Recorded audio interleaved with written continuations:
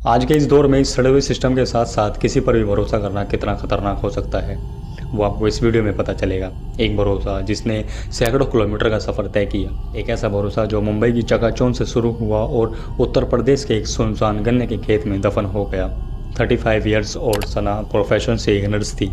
वो सिर्फ अपने प्यार का हक मांगने आई थी, लेकिन उसे क्या पता था जिस इंसान पर उसने खुद से ज़्यादा भरोसा किया था वही इंसान उसकी ज़िंदगी का कसाई बन जाएगा।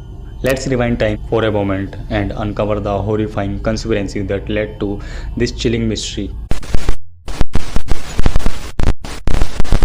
कहानी शुरू होती है सपनों के शहर मुंबई से, जहां सना एक अस्पताल में नर्स का काम करती थी। जिंदगी बहुत ही नॉर्मल चल रही थी, तभी उसकी मुलाकात होती है 21 साल के एक लड़के से जिसका नाम फैजल अंसारी था। फैजल उत्तर प्रदेश के बिजनौर का रहने वाला था और मुंबई में काम की तलाश कर रहा था। दोनों के बीच एज गैप था, लेकिन फैजल के मीठे वादों ने सना का दिल जीत लिया था। दोनों की दोस्ती धीरे धीरे प्यार में बदलने लगी और फिर ये दोनों लिव इन रिलेशनशिप में रहने लगे थे। फैजल ने सना से शादी के बड़े बड़े वादे किए थे। सना को लगने लगा था कि उसे ज़िंदगी का वो सच्चा साथी मिल गया है जिसकी वो तलाश कर रही थी, पर वो फैजल के दिमाग में चल रहे खौफनाक मंसूबों से बिल्कुल अनजान थी। वक्त बीतता चला गया और धीरे धीरे फैजल के तेवर बदलने लगे। वो सना से दूर भागने लगा था, शादी की बात को टालने लगा और फिर एक दिन फैजल बिना बताए मुंबई से गायब हो गया। वो ईद मनाने अपने गांव बिजनौर आ चुका था। सना का दिल पूरी तरह से टूट चुका था, लेकिन उसके मन में ये भरोसा था कि फैजल उससे शादी करेगा। सना ने एक बहुत बड़ा फैसला ले लिया था, अपने पति से तलाक लेने का। अपने प्यार और अपने हक के लिए सैकड़ों किलोमीटर दूर मुंबई से सीधे बिजनौर रेलवे स्टेशन पहुंच गई। जब फैजल को पता चला कि सना बिजनौर आ चुकी है, उसके पैरों तले से ज़मीन खिसक गई।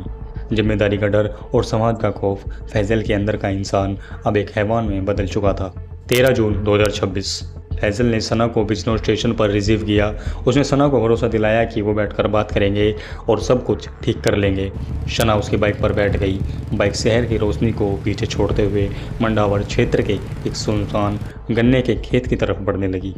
चारों तरफ सन्नाटा छाया हुआ था। जैसे ही सना ने फैजल पर शादी का दबाव बनाना शुरू किया तो वो गुस्से से पागल हो गया।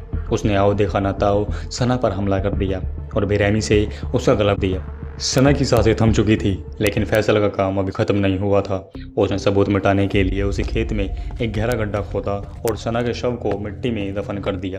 फैजल को लगा कि उसने एक परफेक्ट मर्डर कर दिया है। उसने सना का मोबाइल और बाकी का सामान गंगा नदी में फेंक दिया, जिसके बाद वो खुद मुंबई भाग गया था।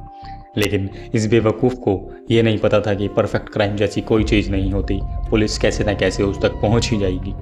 सना के परिवार के जरिए मुंबई के ओसीवाड़ा पुलिस स्टेशन में सना की गुमशुदगी की रिपोर्ट दर्ज कराई जाती है। जब पुलिस ने सना के कॉल रिकॉर्ड्स खंगाले तो आखिरी लोकेशन बिजनौर की मिली और आखिरी कॉल फैजल को की गई थी। मुंबई पुलिस और बिजनौर पुलिस ने एक जॉइंट सर्च ऑपरेशन शुरू किया। फैजल को हिरासत में लेकर जब उसके साथ अच्छी खातिरदारी की गई तो उसने सच उगलना शुरू किया। उसने पुलिस के भी होश उड़ा दिए थे। देर रात पुलिस फैजल को लेकर उसी गन्ने के खेत में पहुंची और खुदाई शुरू की गई और जमीन के नीचे से सना की लाश को बरामद कर लिया गया। सना को उसके भरोसे की कीमत अपनी जान देकर चुकानी पड़ी। फैजल पुलिस कस्टडी में है और फाइनल वर्डिक्ट का अभी इंतजार है।